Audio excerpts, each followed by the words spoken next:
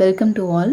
நம்ம சிவிலியன்ஸ் அகாடமியில் சர்வேயருக்கான previous year question paper தான் பார்த்துட்ருக்கோம். அதில் செயின் சர்வேக்கன் பார்ட்டு தான் இப்போ நம்ம பார்க்க போகிறோம். இதுவரையும் நம்ம சேனலை பார்க்காத ஸ்டூடெண்ட்ஸ் ஆல்ரெடி அப்லோட் பண்ணியிருக்க வீடியோஸை பார்த்துட்டு இதை கண்டினியூ பண்ணுங்கள். அப்போ தான் உங்களுக்கு ஒரு கண்டினியூஷன் கிடைக்கும். சரியா?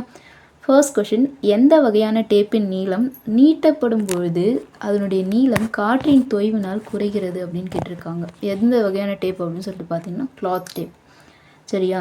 அதில் சாக் கரெக்ஷன்ஸ் வரும். ஸோ அதனால் என்ன ஆகுது, அஃபெக்ட் ஆகுது, நீளம் குறைகிறது அப்படின்னு கொடுத்துருப்பாங்க. ஆன்சர் சி தான் கரெக்டான answer. Second question, open cross staff சதுர மரக்கட்டையினுடைய அளவு என்ன அப்படின்னு கேட்டிருக்காங்க. ஓப்பன் கிராஸ் ஸ்டாஃப்னாலுமே தெரியும் உங்களுக்கு எல்லாருக்கும், ஸ்கொயர் ஷேப்பில் இருக்கும். அப்படி இதில் இந்த சைடு ஒரு ஓப்பன் இருக்கும், இந்த சைடு ஒரு ஓப்பன் இருக்கும். இது மூலமா நம்ம ஒரு 90 டிகிரி, இதுதான் செயின் லைனாக இருக்குன்னா இதுக்கு பர்பெண்டிகுலராக 90 டிகிரியில் என்ன பண்ண முடியும், நம்ம ஆஃப்செட் பாயிண்ட்டை இன்ட்ரடியூஸ் பண்ண முடியும். சரியா? இப்போது இதனுடைய நீளம் அகலம் இருக்கு இல்லையா, அதுதான் கேட்டிருக்காங்க. சதுரம்னு சொல்லிட்டாங்க. So 15 centimetre 15 centimetre. அவங்க கேட்டிருக்கிறது எம்எம்மில் கேட்டிருக்கிறதுனால 150 மில்லிமீட்டர். ஓகேவா? முக்கோணத்தினுடைய உச்சியையும் அதன் இரு பக்கங்களில் உள்ள புள்ளியையும் இணைக்கும் கோடு என்ன கோடு அப்படின்னு கேட்டிருக்காங்க. கொஷின்லே புரியுது. இப்படி இருக்கு பாயிண்ட்டு. இது சர்வே ஸ்டேஷன்ஸ், இது டை ஸ்டேஷன்.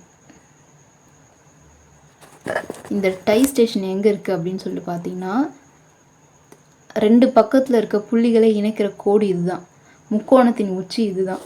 இப்போ முக்கோணத்தின் உச்சியும் இரு பக்கங்களில் உள்ள புள்ளியை இணைக்கும் கோடு இருக்குது, இது இருக்கு இல்லையா, இதுக்கு பேர் என்ன லைன் பார்த்தா செக் லைன். ஓகே, அதை தான் கொஷினாக கேட்டிருக்காங்க. ஆன்சர் ஏ தான் கரெக்டான ஆன்சர். இன்ஜினியரிங் செயின் டேஷ் அடி நீளமுடையது, 100 அடி நீளமுடையது. சரியா? 66 அடி அப்படின்னு சொல்லிட்டு பார்க்கும்போது கண்டர்ஸ் செயின். சரியா? 33 ஃபீட் அப்படின்னு பார்க்கும்போது ரெவென்யூ செயின். ஓகே,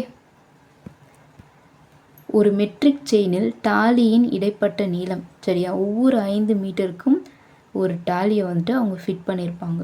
ஓகே, அதே மாதிரி சொல்லிட்டு பார்த்தோன்னா ஒரு மீட்டருக்கும் என்ன யூஸ் பண்ணியிருப்பாங்க அப்படின்றத கமெண்ட் செக்ஷனில் கமெண்ட் பண்ணுங்கள். செயின் சர்வேயில் பரப்பளவை டேஷாக பிரிக்கப்படுகிறது. என்னவா பிரிக்கப்படுதுன்னா முக்கோணங்களாக பிரிக்கப்படுகிறது. என்னவா பிரிக்கப்படுது? முக்கோணங்களாக பிரித்து ஒவ்வொரு முக்கோணத்தினுடைய பரப்பளவை கண்டுபிடிச்சி மொத்த பரப்பளவு என்னன்னு கால்குலேட் பண்ணுவாங்க. ஓகே, பி தான் கரெக்டான ஆன்சர்.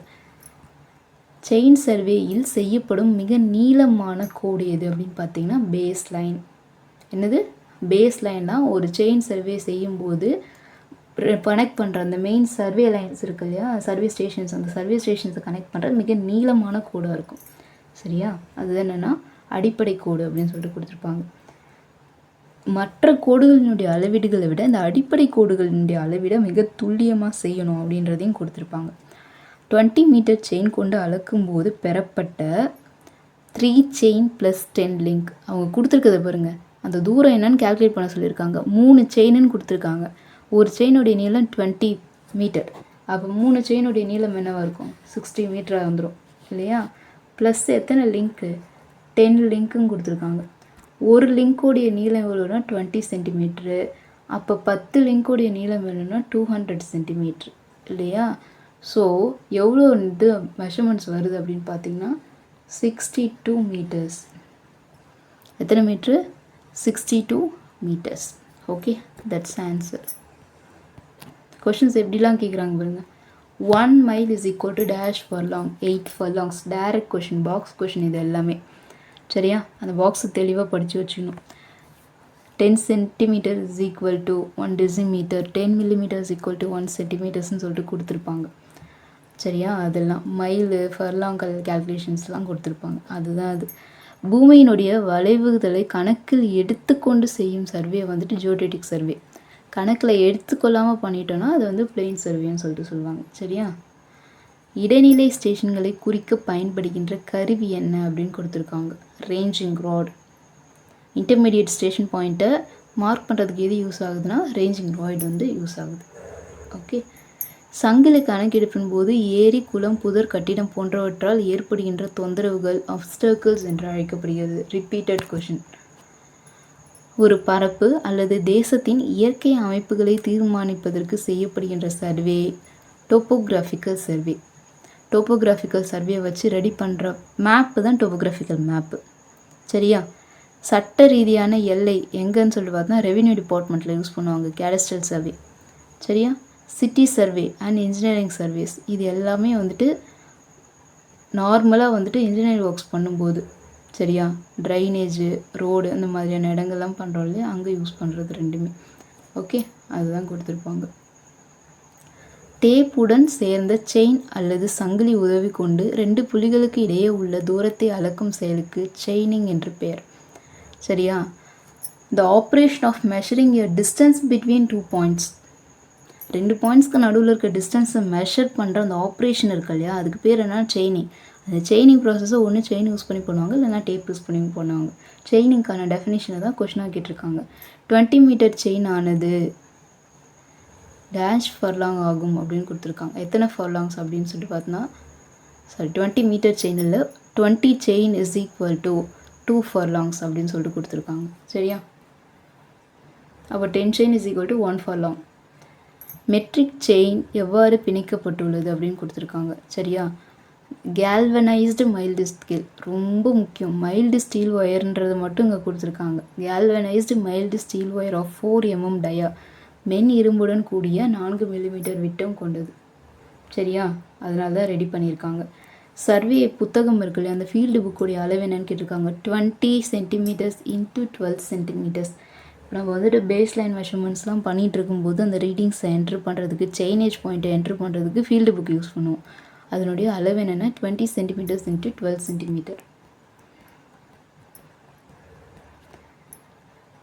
செயின் சர்வேயில் கோடு மூலம் செங்குத்து மூலைகளை காணும் முறை என்ன அப்படின்னு சொல்லிட்டு கேட்டிருக்காங்க. அது என்ன முறை அப்படின்னு சொல்லி பார்த்தா 3-4-5 முறையினை பயன்படுத்தி செயின் சர்வேயில் கோடுகள் மூலம் செங்குத்து மூலைகளை என்ன பண்ண முடியும்? காண முடியும் அப்படின்னு சொல்லிட்டு கொடுத்துருக்காங்க இந்த இடத்துல. ஓகே, வழி நடத்துபவர் என்பவருடைய வேலை என்ன அப்படின்னு கேட்டிருக்காங்க. அதாவது என்ன அப்படின்னா, லீடருடைய ஒர்க் என்ன அப்படின்னு கேட்டிருக்காங்க. வழி நடத்துபவர், வழியை பின்பற்றுபவர், 2 பேருக்கும் டிஃப்ரென்ஸ் இருக்குது. சரியா? லீடர் என்ன சொல்லுவாங்கன்னா வழி நடத்துபவர் சொல்லுவாங்க. வழியை பின்பற்றுபவர் யார் அப்படின்னு சொல்லிட்டு பார்த்தா ஃபாலோவர் சொல்லுவாங்க. சரியா? இப்போ என்ன பண்ணுன்னா, செயினை முன்பக்கத்தில் தான் இழுத்துட்டு போவார் லீடர் எப்பயுமே.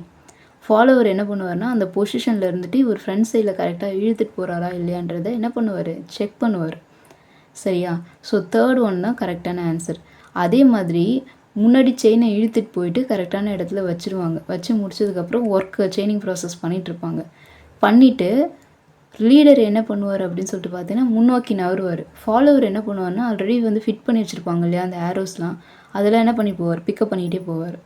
சரியா?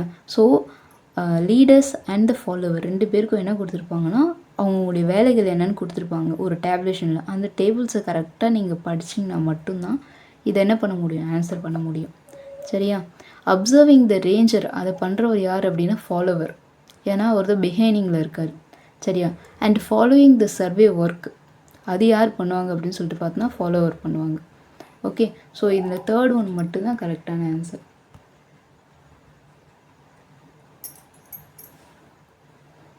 நெக்ஸ்ட் என்ன அப்படின்னு பார்த்தீங்கன்னா, கீழ்கண்ட வாக்கியங்களில் எந்த வாக்கியம் சர்வே லைனை பொறுத்து சரியானது அப்படின்னு கேட்டிருக்காங்க. சரியா?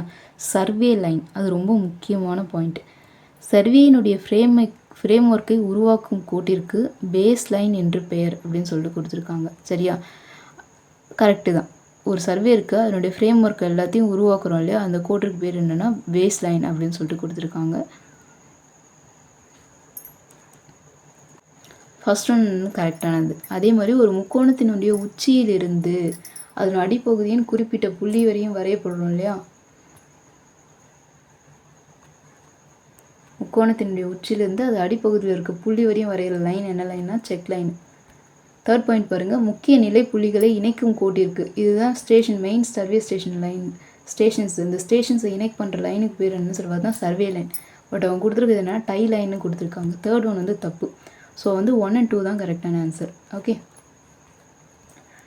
ஆப்டிக்கல் சதுக்கத்தின் வேலை எதை அடிப்படையாக கொண்டதுன்னா டபுள் ரிஃப்ளெக்ஷன்ஸ் அடிப்படையாக கொண்டது, இரட்டை பிரதிபலிப்பை அடிப்படையாக கொண்டது என்னென்னா ஆப்டிக்கல் ஸ்கொயர்ஸ். சரியா? சங்கிலியிலிருந்து பொருளுக்கு அளவிடப்படுகின்ற பக்கவாட்டு மேற்பரப்பு அப்படின்னு கேட்டிருக்காங்க. It's offset. செயின் இருக்கு இல்லையா, இந்த செயின் லைன்லேருந்து ஆப்ஜெக்ட் எங்கே இருக்கும், அந்த ஆப்ஜெக்ட் வரையும் அந்த மெஷர் பண்ணுற அந்த டிஸ்டன்ஸ் இருக்குது இல்லையா, இதுக்கு பேர் என்னென்னா ஆஃப்செட் அப்படின்னு சொல்லிட்டு பண்ணுவாங்க. இந்த ப்ராசஸ் பேர் ஆஃப்செட்டிங். சரியா, ஆஃப்செட்டுன்றது வேறு, ஆஃப்செட்டிங்கிறது வேறு. அந்த செயல்பாட்டுக்கு பேர் தான் ஆஃப்செட்டிங். அந்த மெஷர் பண்ணுறோம் இல்லையா, அதுக்கு பேர் என்ன, ஆஃப்செட். ஒரு கணக்கெடுப்பு கோட்டை வரையறுக்கும் பொழுது இடைநிலை புள்ளிகளினுடைய இருப்பிடத்தை குறிக்கும் செயல்முறை என்ன அப்படின்னு சொல்லிட்டு பார்த்தோன்னா ரேஞ்சிங். சரியா, intermediate point of the survey line. Survey லைனுக்கு நடுவில் ஒரு இன்டர்மீடியட் பாயிண்ட்டை லொக்கேட் பண்ணுறதுக்கு பேர் என்ன, ப்ராசஸ் பேர் என்னென்னா ரேஞ்சிங். டெஃபினேஷனை கொஷினாக கேட்டிருக்காங்க. வழக்கமாக ரேஞ்சிங் ராடு சிவப்பு, வெள்ளை, கருப்பு. சரியா, அதாவது என்னென்னா white with red colour or white with black கலரில் இருக்கும். சரியா, அந்த நிறங்கள் பூசப்பட்டிருக்கும். அந்த ஒரு நிறத்தினுடைய தடிமன் அளவு, அதாவது எவ்வளோ அளவு நீளத்துக்கு அந்த கலர் அடிச்சிருப்பாங்கன்னா 20 சென்டிமீட்டர்ஸ் நீளத்துக்கு அடிச்சிருப்பாங்க. ஓகே, சங்கிலி சர்வேயில் நெகட்டிவ் கூட்டு பிழையானது எதனால் ஏற்படுகிறது. சரியா, இதுக்கு நீங்கள் என்ன தெளிவாக படிக்கணும்னா cumulative error and compensation error இருக்கு இல்லையா, அதை வந்து படிக்கணும். இவங்க கேட்டிருக்கிறது என்னென்னா குமுலேட்டிவ் எரர்ஸ் எதனால் ஏற்படுது அப்படின்னு கேட்டிருக்காங்க.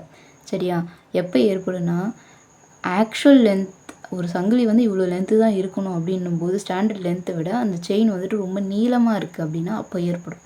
சரியா, the length of the chain more than standard length.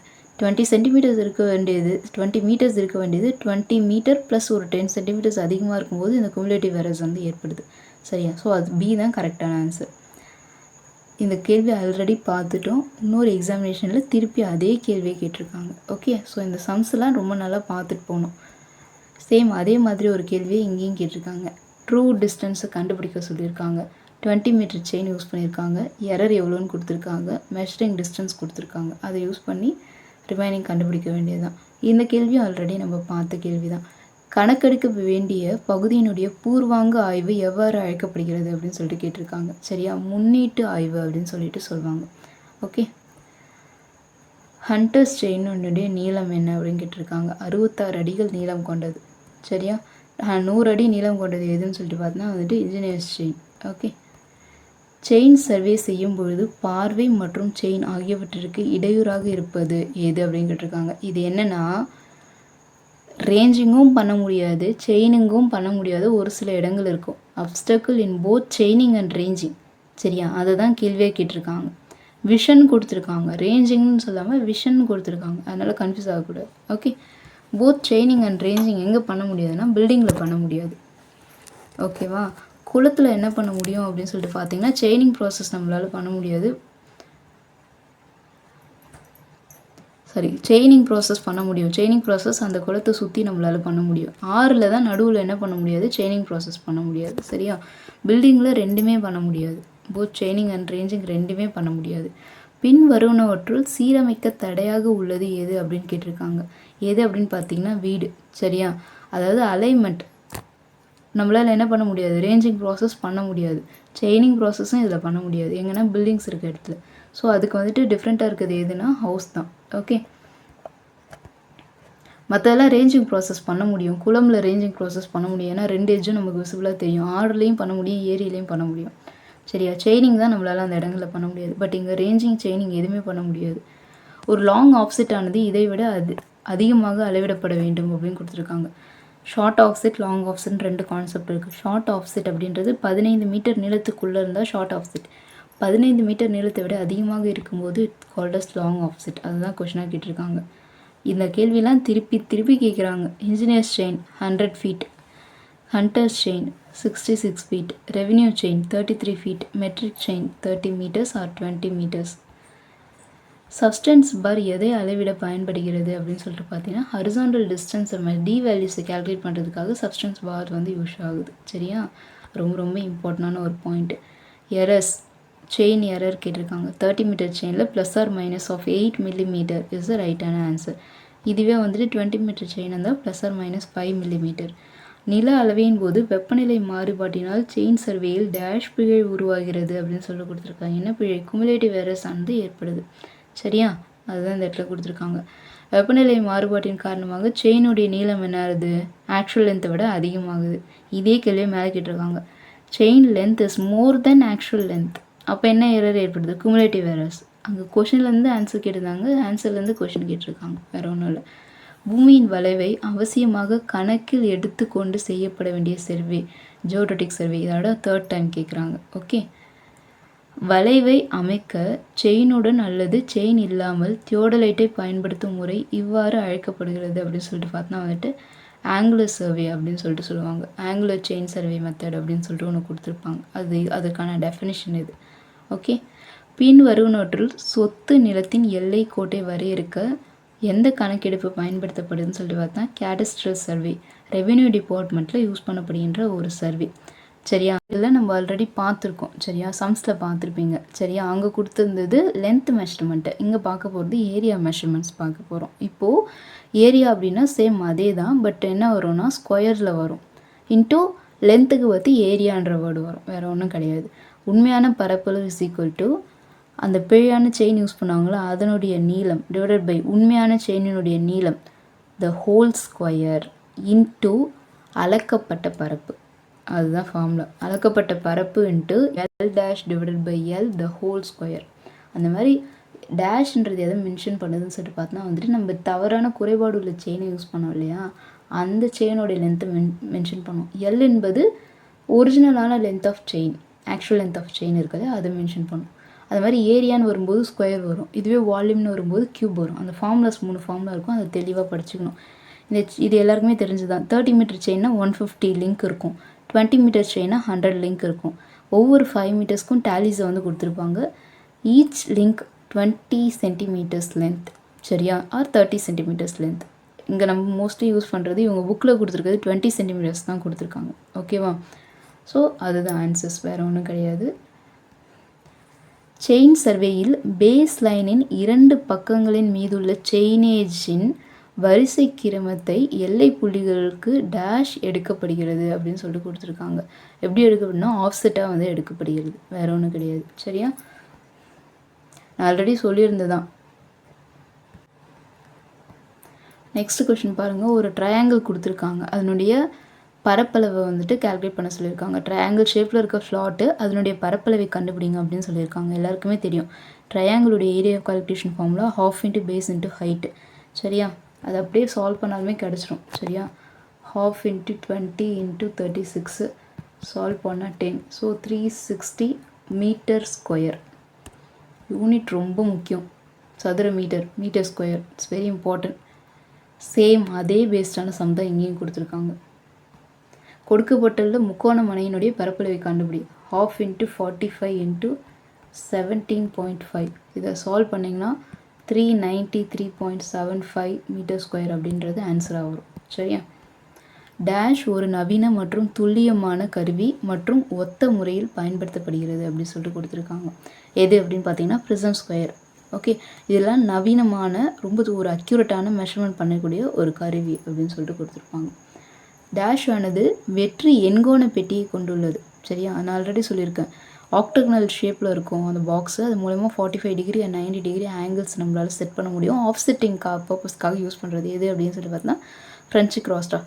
இதுவே வந்து ஓப்பன் கிராஸ்டாஃபாக இருக்குது அப்படின்னா 90 டிகிரி செட் பண்ணுறது யூஸ் ஆகும். சரியா, எண்கோண பெட்டி கிடையாது, அது 4 பக்கங்களை கொண்ட ஒரு மரத்தால் செய்யப்பட்ட ஒரு உபகரணமாக அது வந்து இருக்கும் அப்படின்னு கொடுத்துருப்பாங்க. தியரி பார்ட்ஸை மோஸ்ட் இம்பார்ட்டண்ட்டாக படிக்கணும், அப்போ தான் நம்மளால் வந்துட்டு இவ்வளோ கிளாரிட்டியோடு நம்மளால் ஆன்சர் பண்ண முடியும். தெரிந்த நீளங்கள் மற்றும் திசைகளை உடைய இணைக்கப்பட்ட சர்வே லைன்களினுடைய தொடர் ஆனது டேஷ் என்று அழைக்கப்படுகிறது. என்னன்னு சொல்லிட்டு பார்த்தோன்னா வந்து ட்ராவர்ஸ்.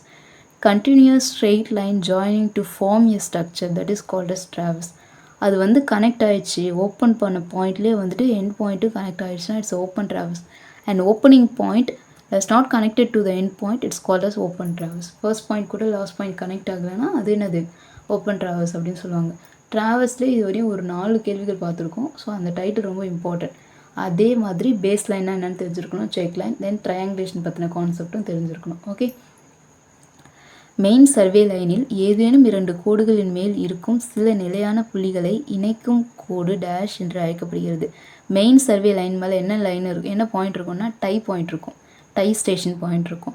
அந்த டை ஸ்டேஷன்ஸை கனெக்ட் பண்ணுற லைனுக்கு பேர் என்ன அப்படின்னா டை லைன்.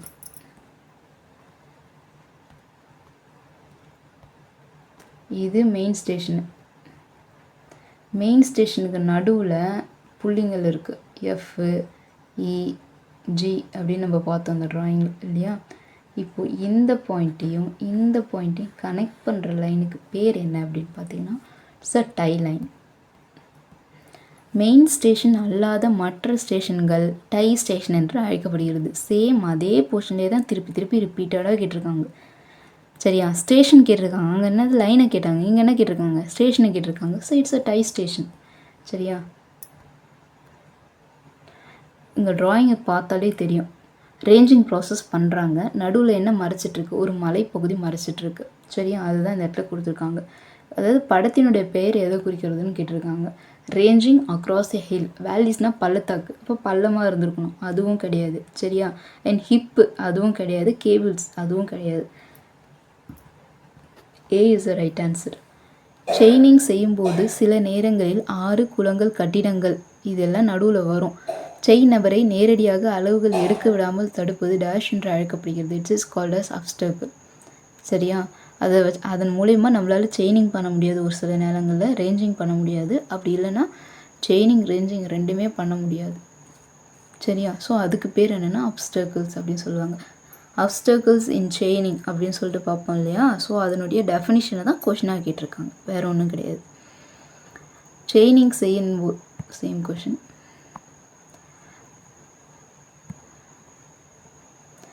பூமியில் புதைந்துள்ள பழங்கால ஞாபக சின்னங்களை கண்டறிய டேஷ் சர்வே உதவுகிறதுன்னு சொல்லிட்டு பார்த்தீங்கன்னா ஆர்காலஜிக்கல் சர்வே தான் யூஸ் ஆகுது. சரியா?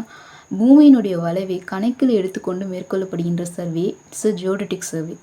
இதுவே பூமியினுடைய வளைவை கணக்கில் எடுத்து கொள்ளாமல் செய்யப்படுகின்ற சர்வே பிளைன் சர்வே அப்படின்னு சொல்லிட்டு சொல்லுவாங்க, பிளெயின் சர்வே அப்படின்னு சொல்லிட்டு சொல்லுவாங்க. பூமியின் மீதுள்ள இயற்கை மற்றும் செயற்கையான அம்சங்களை தீர்மானிக்க உதவுவது டோப்போகிராஃபிக்கல் சர்வே. என்ன சர்வே? Topographical survey. இயற்கை அமைப்பை அடிப்படையாக கொண்டு டோப்போகிராஃபிக்கல் சர்வேஸ் பார்ப்பீங்க இல்லையா? அதுதான் இந்த இடத்துல கொஷினாக கொடுத்துருக்காங்க, வேற ஒன்றும் கிடையாது. மேப், இங்கே பாருங்க ஆன்சர்ஸ்லேயே ரெண்டு கொடுத்துருக்காங்க, ஒன்று சர்வே, இன்னொன்று மேப்னு கொடுத்துருக்காங்க. மேப் வராது, சர்வே. அம்சங்களை தீர்மானிக்க எது உதவுதுன்னு சொல்லிட்டு பார்த்தீங்கன்னா டோப்போகிராஃபிக்கல் சர்வே தான் வந்துட்டு யூஸ் ஆகுது. அதை வச்சு ரெடி பண்ணப்படுறது தான் topographical map. Okay. Optical square கருவி பயன்படுத்தப்படும் சர்வே எதில் அப்படின்னு சொல்லிட்டு பார்த்தா வந்து செயின் சர்வேல தான் ஆப்டிக்கல் ஸ்கொயர்ஸை யூஸ் பண்ணுவாங்க. எதுக்காக யூஸ் பண்ணுவாங்க? ஆஃப்செட் ப்ராசஸ்க்காக யூஸ் பண்ணுவாங்க. இந்திய ஆப்டிக்கல் சதுரத்தின் எத்தனை கண்ணாடிகள் பொருத்தப்பட்டுள்ளது? 2 கண்ணாடிகள் 45 டிகிரி ஆங்கிள்ஸில் செட் பண்ணியிருக்கதா மேலே பார்த்துருந்தோம் இல்லையா? அதுதான் இங்கே கொடுத்துருக்காங்க. டேஷ் பொதுவாக ஆஃப்செட்டினை அளவிட பயன்படுகிறது அப்படின்னு கொடுத்துருக்காங்க. ஆஃப்செட் மெஷர்மெண்ட்டுக்கு கிளாத் டேப் யூஸ் பண்ணுறோம். சரியா? ஆஃப்செட்டினை அளவிட பயன்படுகிறது. இது நீங்கள் ரொம்ப தெளிவாக பார்த்தீங்கன்னா மெட்டாலிக் டேப்பும் ஒரு ஆப்ஷனில் கொடுத்துருப்பாங்க. மெட்டாலிக் டேப் அடிக்கும்போது வந்துட்டு ஆஃப்செட்னை அளவிடுவதற்காக பயன்படுத்தப்படுகிறதுன்னு ஒரு வார்த்தை இருக்கும். ஸோ வந்துட்டு கிளாத் டேப்புக்கும் கொடுத்துருப்பாங்க, மெட்டாலிக் டேப்புக்கும் கொடுத்துருப்பாங்க. பேஸ் லைன் மெஷர்மெண்ட்டுக்கு இன்வர் டேப் யூஸ் பண்ணுவாங்க.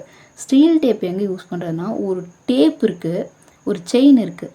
அந்த செயின் வந்து ஆக்சுவலாக 20 மீட்டர் தான் இருக்கா, 30 மீட்டர் தான் இருக்கான்னு செயினுடைய லென்த்தை செக் பண்ணுறதுக்கு ஸ்டீல் டேப் யூஸ் பண்ணுவாங்க. ஸோ எது எந்தெந்த இடங்களில் பயன்படுத்தப்படுதுன்றதை தெளிவாக படிச்சுக்கோங்க. இதில் மெட்டாலிக் டேப்லேயும் ஒரு வார்த்தை கொடுத்துருப்பாங்க, என்னென்னா ஆஃப்செட்டினை அளவிடுவதற்கு இது பயன்படுத்தப்படுகிறதுன்னு ஒரு வார்த்தை மெட்டாலிக் டேப்புக்கும் இருக்கும். இங்கே அவங்க வந்துட்டு கிளாத் டேப்லேயும் அதேமாதிரி கொடுத்துருக்காங்க, ஆஃப்செட்டை மெஷர் பண்ண யூஸ் ஆகுதுன்ட்டு. ஸோ ரெண்டுமே கரெக்டான ஆன்சர் தான். இதில் புக்கில் செக் பண்ணிக்கோங்க எதுக்கும் ஒன்ஸ். சரியா? டேஷ் சங்கிலி 20 மீட்டர் நீளமும் ஒவ்வொரு 2 மீட்டருக்கும் டேலியுடன் 100 இணைப்புகள் உள்ளன. ஒவ்வொரு லிங்க் 0.2 மீட்டர் நீளம் கொண்டவை அப்படின்னு கேட்டிருக்காங்க. என்னென்னா மெட்ரிக் செயின். மெட்ரிக் செயின்ஸில் 20 metre chain, 30 metre chain 2 varieties இருக்குது. சரியா? நான் மெட்ரிக் செயின்ஸில் தான் இந்த surveyor chain, engineers chain, Gunter's chain, revenue chain 4 type வந்து வரும். சரியா? ஸோ அவங்க மேலே கொடுத்துருக்கிறது மெட்ரிக் செயின். ஓகே, படிக்கும்போது தெளிவாக படிச்சுக்கணும்.